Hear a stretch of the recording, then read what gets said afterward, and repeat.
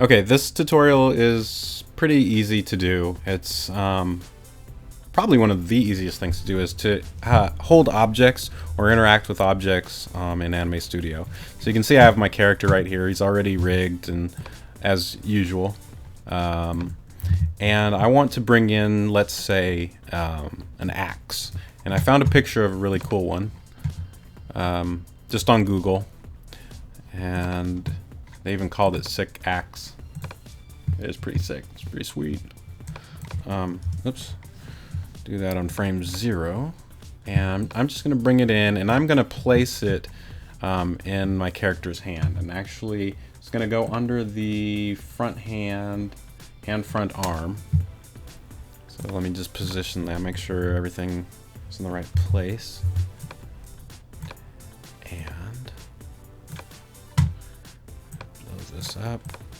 So I'm going to place it right where I want it to be in the hand. And if you have a character already but you don't have the proper hand created, what I like to do is, since I'm going to make him throw this, and I already have a hand that's pretty similar to holding, it's already got this, it looks like it's about ready to wrap around the axe. I'll go ahead and just place my object, then I'll go under the hands, select this hand that I already have made, and I'm just going to duplicate it. So that way it's already in the correct position and I don't have to do a whole lot of adjusting. And I'll just call this holding axe. And I'll go ahead and zoom in and just change the points on this a little bit just so it looks like he's holding it. So I'll put that thumb going behind the wood. So I'll just move that there. Grab this finger, kind of readjust it, straighten these points out, and then make the knuckle by curving this point out. And then just moving some of these points just so it looks more like a fist. Wrapping around the object, or the axe. Like that. And maybe I'll straighten that out even. Like that. And make another knuckle, and then move that last finger kind of into place.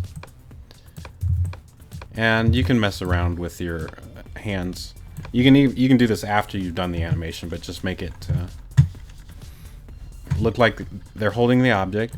Now the trick to connecting this is really simple. Go into your bone layer, and we're gonna select the hand, so hit B, select the hand bone, and then I'm just gonna draw a bone right here over the axe, and I'm drawing it where I want the pivot point to be. The starting point is going to be right there, so when it flips around in the air, let's actually make it a little bit higher up from his hand. Right there. I'm going to turn the bone strength all the way down, and then I'm also going to click okay, I have that bone. Let's make sure it's parented correctly. So see, this bone is connected to the hand, which is correct. And let's go ahead and just color it just real quick, just so we can tell the difference. We'll make this blue. So this is the blue bone is going to be the axe bone.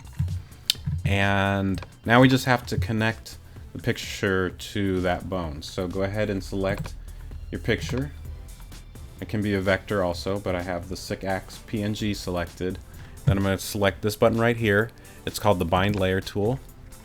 And we'll just click on that bone.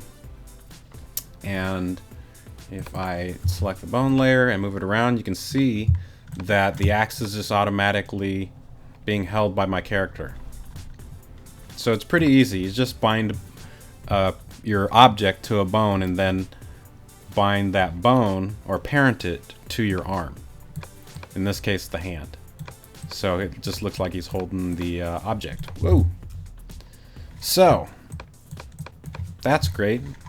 Easy to do. But now we want to have him throw it. So how do you do that? pretty easy. I'm going to actually go into the timeline a little bit. I'm just going to make a throwing motion with my character. So I'm going to go to frame 1, select all bones by hitting Command A, and then Command F to frame the bones. Go to frame 12, do the same thing again. So there's just a little bit of a pause where nothing's happening. Then I'll just go to frame 24. Now I'm going to hit Z and just position my character, lean back. Maybe put his foot up because he's leaning really far back. And let's see. Let's grab his hip and pull him back too. So he's balancing on one leg. And then go up to frame 36, and we'll just have him lean forward and the leg go back and look like he's throwing it like that. And then frame 48, the frames we can adjust later. I'm just spacing them apart just to get some basic keyframe poses. Then we'll go back to the arm going down. So we have him go back, forward, and then back down. And I think the hand poses are changing in the back. Hold on. Back. Oh yeah. Let's take those off for a second. So now we have the basic movement down. Maybe I can tweak this a little bit more. It looks a little stiff, so we'll lean back, maybe bend the knee, and then go forward, stand back up a little bit. I just want a little bit more movement.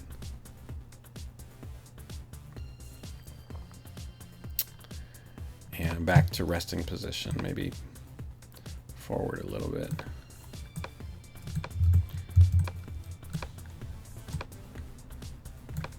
That looks pretty good. Now to change the timing, obviously you just we want it to go faster, like he's throwing faster. So we'll just, if I play that in real time, that looks pretty slow. So if you don't know how to compress keyframes, you go ahead and left click and drag over all of them. Hold down the command key, or is it option? Option. And then just pull them closer together, and that'll just kind of make it'll compress the keyframes and make everything faster. So there looks a little better. That throws still looks a little funky, but we're just showing you how to, or I'm just showing you how to bind and then release an object. So say we want to throw this at a target on the wall or another character or something. So we'll do that. Now the trick to releasing an object is to find the point where it's going to release. So we'll zoom in here. And I'm just going to use the arrows on my keyboard to find the right frame. And I say he's going to release it right there. So on this keyframe, I'm going to hit B and select that bone that has the axe. And then I'm going to hit P and unparent it. And to unparent it, all you have to do is click anywhere on the screen. And you see it makes these two little dots on it. That just means that it's disconnected now from the hand. So if I continue to play the animation, it's going to just sit there. So see that the point of release just pops away from the hand. And I want to change from this hand to an open hand, so I'll go to the next frame and then I'll just do resting. Oops, wrong hand. Open inward, like that, so it looks like he's releasing, and then he comes back to the resting position. So that's where the release is. So we'll go from here, and then we'll go down to frame 36.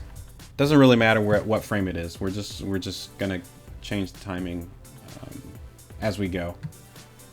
So now that we have him releasing at, let's see, what frame is that? Okay, frame 23 he releases. We'll just go down the timeline to 36, and I'm going to grab that bone, hit T. I'm just going to grab it and pull it over to the wall where I want it to stick. And I want it to stick in the wall just like that. So now he's holding it, and the moment it releases, it gets thrown and it sticks into the wall. Again, you can change the speed by just compressing the keyframe. So if I wanted to go faster, I'll just grab that last keyframe. And actually, let's take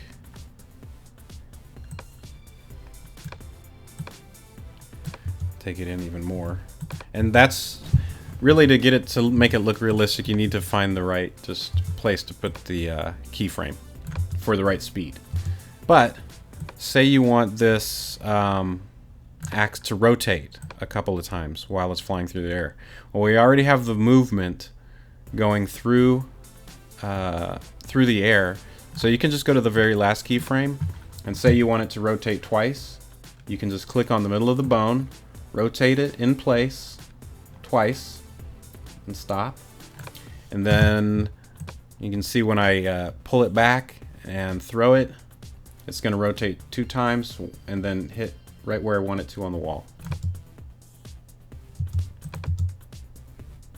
And let's change the you can play around with the what do you call it? Interpolation. So let's try ease in and see what that looks like. Maybe it looks, no, that doesn't look right. Ease out. Doesn't look right either. It should be ease in, maybe, or ease in and out. Just trying to make it a little more realistic. It's not traveling fast right at the beginning because I think I have 2 keyframes there. So let's see.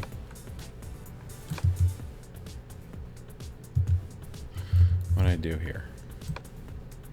Well, you keep messing with the keyframes to get them to look right, and that's how you release, is just to break the parenting between the object bone and your character bone, and then you can do all kinds of cool stuff like that.